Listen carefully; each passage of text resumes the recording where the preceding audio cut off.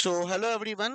10 अप्रैल आपकी officially date release कर दी गई है एसबीआई के द्वारा उनकी वेबसाइट पे। मैंने कल इस पे वीडियो भी बनाया था और बाकी लोगों ने भी बनाया था।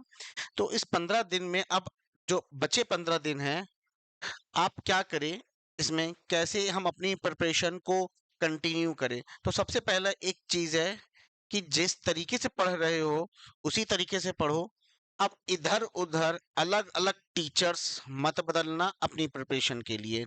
ठीक है। सबसे पहले फोकस्ड रहना, कंटेंट पे स्टिक रहना और अपना टाइम को यूटिलाइज करना। अब ज्यादा टाइम वेस्ट मत करो। ठीक है। तो कैसे यूटिलाइज करना है वो बातें करेंगे, बट आगे बढ़ने से पहले आप सभी को एक चीज बता देता हूँ। प्यारे बच्चे, अब वो समय ये है कि मैं खुद इस पे वीडियो बना रहा हूँ, बाकी के अलग लोग डालेंगे वीडियोस। तो तुम जो एक काम करना कि अगर किसी तुम्हारे यूट्यूब पे की फीड पे अगर किसी एक टीचर या एक किसी का भी वीडियो आ जाता है कि अब बचे हुए 15 दिन, तो सिर्फ उसको देखना। अगर तुम उसको फॉलो करते हो तो तुम उसी को देखना। फिर तुम क्या करते हो ना यार, मुझे इस चीज में बहुत गुस्सा आती है। एक को देखा, फिर उसके बाद रिकमेंडेशन में दो दिखाता है, तीन। तो हम अपना आधा समय इस पे लगा देते हैं। आपको ये चीज नहीं रियलाइज होती बेटा, लेकिन बीइंग एज अ टीचर मैं आपको रियलाइज करवा रहा हूँ कि बेटा आपका टाइम बहुत वेस्ट हो जाता है उस सब चीजों में। प्लीज ये सब काम मत करिए। ठीक है ना।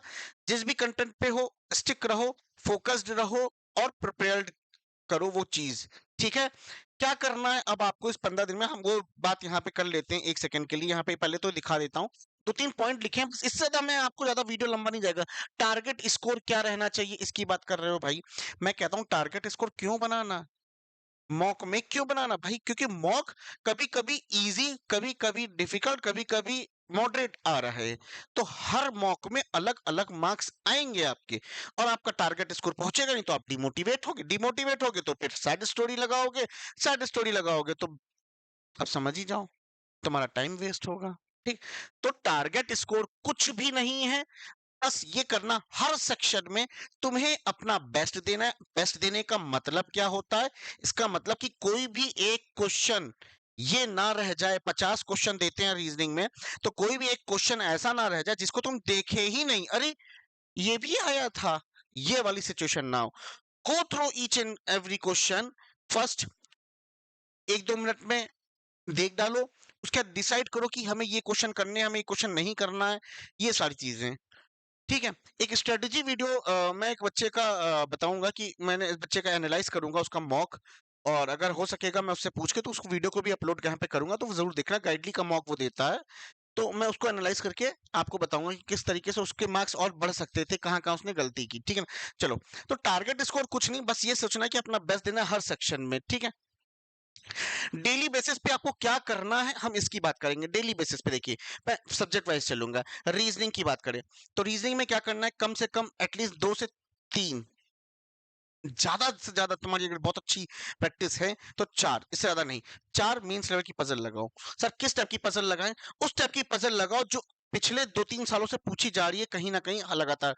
जैसे कि blood relation combine with circular blood relation with किसी के साथ, variable based, 2 variable, 3 variable, number based में भी आ जाती है ना। तो ये सारी चीजों को ढूंढ ढूंढ के लगाओ, जो कि गाइडली के पीडीएफ बंडल में सारी चीजें दी हुई हैं।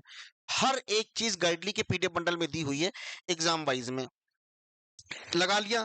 कितना घंटे गया, सुनो मैं तुम्हें कहता हूँ, टाइम टेबल बता देता हूँ। सुबह उठे हो, तुम्हारा जो मन करता है मैथ्स लगाने का मैथ्स लगाओ, जी पढ़ने का मन है जी लगाओ, रीजनिंग लगाने का रीजनिंग बनाओ। तो रीजनिंग में टारगेट बना के रखा है मैंने कि भाई मेरे को 2-3-4, मतलब मिनिमम 2, मैक्सिमम 4 पजल हमें करनी ही करनी है। फिर मिसलेनियस का पोर्शन उठाना है, और बस इतना करना है। ये मेरा रीजनिंग का टारगेट पूरा हो गया। 2 घंटे 3 घंटे बस, इससे ज्यादा तो नहीं लोगे। उसके बाद उसी तरीके से मैथ्स में, हाँ, मुझे कैसलर डीआई, क्योंकि कैसलर डीआई आनी है, याद करना। कैसलर डीआई लगानी है, मुझे सिंप्लीफिकेशन अप्रोक्सीमेशन लगाना है, मैंने लगा लिया। मेरा टारगेट इसका पूरा। डेली बेसिस पे आपको यही काम करने हैं हर सेक्शन में। सेम फॉर इंग्लिश, कुछ टॉपिक्स उठा लिए जो आते ही आते हैं और उनकी मैं बहुत प्रैक्टिस कर रहा हूँ। कहाँ से कर रहा हूँ, गाइडली का पीडीएफ बंडल है, वन एंड ओनली सोर्स जहां आपको हर एक एक चीज मिल जाएगा। ये बात तो सत्य है, ये सेलेक्टेड बच्चे भी बोलते हैं कि कहीं भाग दौड़ करने की जरूरत नहीं है। One and only one source, गाइडली का पीडीएफ बंडल। मैं प्रमोशन देखो, अभी यहाँ पे कोई बैनर नहीं लगाया हुआ है, बस मैं जो सत्य है वो मैं बता रहा हूँ बस। ठीक है। लेकिन एक एक्स्ट्रा टाइम, चाहे कुछ भी हो जाए, रात की कुछ भी, सोना नहीं है जब तक हम करंट अफेयर को प्रॉपरली जहां से पढ़ रहे हैं उसको रिवाइज करें। और ये क्विज देना ना बोले, जहां जहां तुम्हें क्विज लगे, तुम्हें लगता है टेलीग्राम में कोई क्विज करवा रहा है, जाओ ज्वाइन करो, जरूर करो ज्वाइन। तो जितने ज्यादा क्विज होंगे आप इस नेक्स्ट 15 दिन में दीजिए जितने। और जितना भी तुमने, जैसे रीजनिंग में तुम्हें 2 घंटा दे दिया, मैथ्स में 3 घंटा दे दिया, इंग्लिश में 2 घंटा दे दिया, तो मैक्सिमम तुमने 3 घंटा मैथ्स में दिया मान लो, ठीक है ना। तो जीए में जितने भी सब्जेक्ट हैं तुमने सबसे ज्यादा जिसमें टाइम दिया है, एक्सेप्ट जनरल अवेयरनेस मतलब करंट अफेयर, 1 घंटा अधिक देना इसको। याद रखो 1 घंटा अधिक देना। जैसे 2 घंटा मैथ्स दे, सॉरी 2 घंटा रीजनिंग दे दी, 2 घंटा मैथ्स दे दिया, 2 घंटा इंग्लिश दे दिया, तो 3 घंटे आप इसको दो। ठीक है, इसको इसलिए इंपॉर्टेंस दे रहे हैं क्योंकि यही वो चीज है जो बाकी सबसे आपको अलग करके करेगी, ठीक है ना। तो quiz is very most important thing कि आपको डेली देना है। सेक्शनल टेस्ट देना चाहते हो दे दो, नहीं तो वही बात हो गई कि जो मैंने तुमने टारगेट बनाए हैं, जैसे पजल करनी है इसलिए मिसलेनियस करना है, इसमें डीआई करना है, वही सेक्शनल हो जाता है, ठीक है ना। तो अपने हिसाब से तुम्हें मन है सेक्शनल का दे दो, नहीं मन है कोई बात नहीं, लेकिन जो तुमने टारगेट बनाए उसको पूरा करो। दूसरी चीज, एक फुल लेंथ जरूर से जरूर दीजिए अल्टरनेट डेज, वैसे आज दे रहे हो तो कल मत देना, परसों देना। और उस मॉक को पूरा गो थ्रो करना कि मैं कहाँ से मार्क्स और गेन कर सकता था, कहाँ मैं मिस्टेक कर रहा था, वो सारी चीजों को आपको ऑब्जर्व करना है, ठीक है। बस और कुछ नहीं, और फालतू का टाइम वेस्ट मत करो, बस इतना मैं आप लोगों से बोलूंगा। जाते जाते आप सभी लोगों को बता देता हूँ, एक बच्चा पूछा था कि सर मुझे ये चीज लेनी है, मुझे कूपन कोड बता दीजिए। तो ये कूपन कोड है P12 कूपन कोड, आप यूज कर सकते हैं गाइडली के पीडीएफ बंडल के लिए, जो कि RRB PO mains, RRB clerk mains के लिए काम आएगा। हालांकि गाइडली ने एसबीआई क्लर्क मेंस का क्रैकर पैकेज भी निकाला है, वो भी आपको वेबसाइट पे मिल जाएगा। नहीं मिलेगा तो आप मुझसे लिंक मांग लीजिएगा, मैं आपको प्रोवाइड कर दूंगा, ठीक है।